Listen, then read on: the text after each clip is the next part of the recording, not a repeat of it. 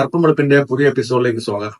ഇന്നത്തെ എപ്പിസോഡിൽ നമ്മൾ ചർച്ച ചെയ്യാൻ പോകുന്നത് വിശ്വാസവും വോട്ടും സത്യപ്രതിജ്ഞയും. ആരും ഇതുവരെയും ചർച്ച ചെയ്ത് കണ്ടിട്ടില്ലാത്ത ഒരു വിഷയമായതുകൊണ്ടാണ് ഈ വിഷയം നമ്മുടെ ചാനലിൽ ഇന്ന് ചർച്ച ചെയ്യുന്നത്. നമ്മുടെ സമൂഹത്തിലുള്ള എല്ലാ വ്യക്തികളെയും മതങ്ങളെയും ജാതികളെയും ഒക്കെ എടുക്കുമ്പോഴത്തേക്ക് നമ്മൾ ആണും പെണ്ണുമായിട്ട് വേർതിരിക്കുന്നത് പോലെ രണ്ടായിട്ട് വിഭജിക്കണമെങ്കിൽ വിശ്വാസികളും വിശ്വാസമില്ലാത്തവരും ഒന്ന് ചേർന്ന് നമുക്ക് രണ്ടായിട്ട് വേർതിരിക്കും. അങ്ങനെ ഒരു വേർതിരിവ് സമൂഹത്തിൽ ഉണ്ടാകണമെന്നുള്ള ഉദ്ദേശത്തോടെയോ അല്ലെങ്കിൽ ആ കരുതലോടെയോ അല്ലെങ്കിൽ അങ്ങനെ ഒരു താല്പര്യത്തോടെ അല്ല ഞാനിത് ചെയ്യുന്നത്. ഇങ്ങനെ ഒരു വിശ്വാസികളും വിശ്വാസമില്ലാത്തവരും എന്നുള്ള ഒരു രണ്ട് സംഘം ആൾക്കാർ നമ്മുടെ സമൂഹത്തിലുണ്ട്. അവര് രണ്ട് ഗ്രൂപ്പാണ്. സംഘം എന്നുള്ളതിന് ഞാൻ ഗ്രൂപ്പ് എന്ന ഉദ്ദേശിച്ചുള്ളൂ, RSSന്റെ സംഘമല്ല. അപ്പോ ഇതിൽ പ്രധാനമായിട്ട് നമ്മൾ വരുന്നത് ഇപ്പൊ ശബരിമലയുടെ വിഷയമായാലും ശരി, മുനമ്പത്തെ വിഷയമായാലും ശരി, ഇനി ക്രിസ്ത്യൻ പള്ളികളുടെ വിഷയമായാലും ശരി, ഈ രണ്ട് കൂട്ടം ആൾക്കാര് അവരുടെ വിശ്വാസം ഉള്ളവരും വിശ്വാസം ഇല്ലാത്തവരും തമ്മിൽ ഇടകലർന്നാണ് നമ്മുടെ സമൂഹത്തിൽ ജീവിക്കുന്നത്. നല്ലതാണ്, അത് ആവശ്യമാണ്. ഒരു പ്ലൂറൽ സൊസൈറ്റിക്ക് ഇത് ഏറ്റവും നല്ലതുമാണ്.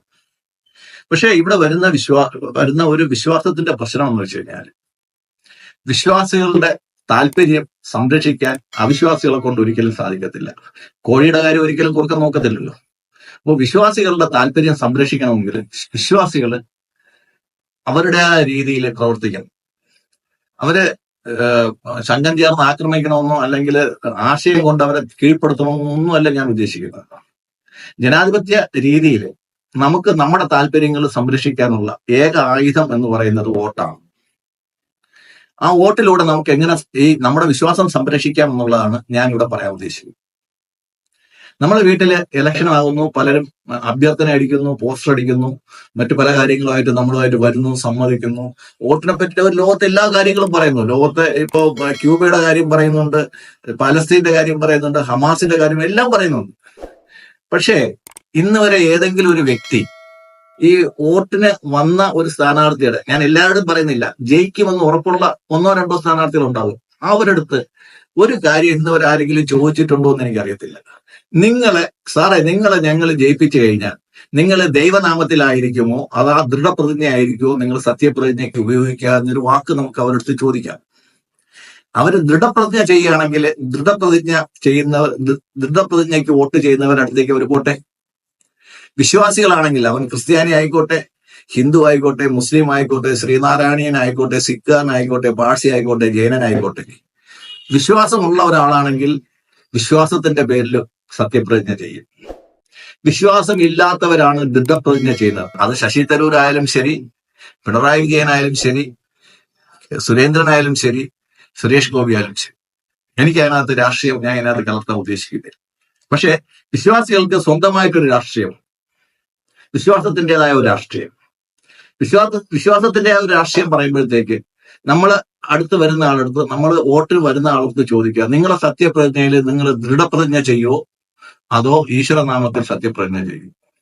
ഈശ്വരനാമത്തിൽ സത്യപ്രതിജ്ഞ ചെയ്യുന്നവർക്ക് ഈശ്വര വിശ്വാസികളെല്ലാം വോട്ട് ചെയ്യുക. അവിടെ ഹിന്ദു എന്നോ ക്രിസ്ത്യാനി എന്നോ മുസൽമാനെന്നോ ഒന്നുമില്ല. ദൃഢപ്രതിജ്ഞ ചെയ്യുന്നവർക്ക് ഈശ്വര വിശ്വാസികളല്ലാത്തവരെല്ലാവരും വോട്ട് ചെയ്യുക. പ്രശ്നം ചെയ്യുന്നു. അപ്പോൾ വിശ്വാസികളുടെ വിശ്വാസവും അവരുടെ താല്പര്യവും സംരക്ഷിക്കുന്നവര് തീർച്ചയായിട്ടും ഈശ്വരനാമത്തിലായിരിക്കും സത്യപ്രതിജ്ഞ ചെയ്യുന്നത്. അത് സംരക്ഷിക്കാൻ താല്പര്യമില്ലാത്തവര്, ഈശ്വര വിശ്വാസമില്ലാത്തവര്, ഈശ്വര നാമത്തിൽ സത്യപ്രതിജ്ഞ ചെയ്യാൻ മടിക്കുന്നവര്, അവരൊരിക്കലും വിശ്വാസികളുടെ താല്പര്യം സംരക്ഷിക്കില്ല എന്ന് നമുക്ക് ഏവർക്കും ഉറപ്പുണ്ട്. അതുകൊണ്ട് അടുത്ത ഇലക്ഷന് ജനപ്രതിനിധികളാവാൻ വരുന്നവര് നിങ്ങളടുത്ത് വരുമ്പോഴത്തേക്ക് നിങ്ങൾ ഒറ്റ ചോദ്യം ചോദിക്കുക, ഞങ്ങൾ നിങ്ങളെ വോട്ട് ചെയ്ത് വിജയിപ്പിച്ചാൽ നിങ്ങൾ ഈശ്വരനാമത്തിലായിരിക്കുമോ സത്യപ്രതിജ്ഞ ചെയ്യുന്നത് അതോ ദൃഢപ്രതിജ്ഞയാണോ ചെയ്യുന്നത്? ഇത് ചോദിക്കാൻ നമ്മൾ എന്തിനു നാണിക്കണം? ഭരണഘടനയിൽ ഈ രണ്ട് വ്യവസ്ഥയുണ്ട്. ഒരാൾക്ക് ദൃഢപ്രതിജ്ഞ ചെയ്യാം, ഒരാൾക്ക് ഈശ്വരനാമത്തിൽ സത്യപ്രതിജ്ഞ. ഇതിൽ ഏതാ നിങ്ങൾ ഉപയോഗിക്കുന്നതെന്ന് മാത്രമേ ഞാൻ ചോദിക്കാൻ ആവശ്യപ്പെടുന്നു. അത് ചോദിച്ചു കഴിഞ്ഞാൽ നിങ്ങൾക്ക് മനസ്സിലാവും അയാള് വിശ്വാസികളുടെ താല്പര്യം സംരക്ഷിക്കുന്ന ആളാണോ അല്ലേ എന്നുള്ള കാര്യം. നന്ദി, നമസ്കാരം. ആലോചിക്കുക, ചിന്തിക്കുക, നിങ്ങളുടെ വോട്ടവകാശം യുക്തിപൂർവം ഉപയോഗിക്കുക.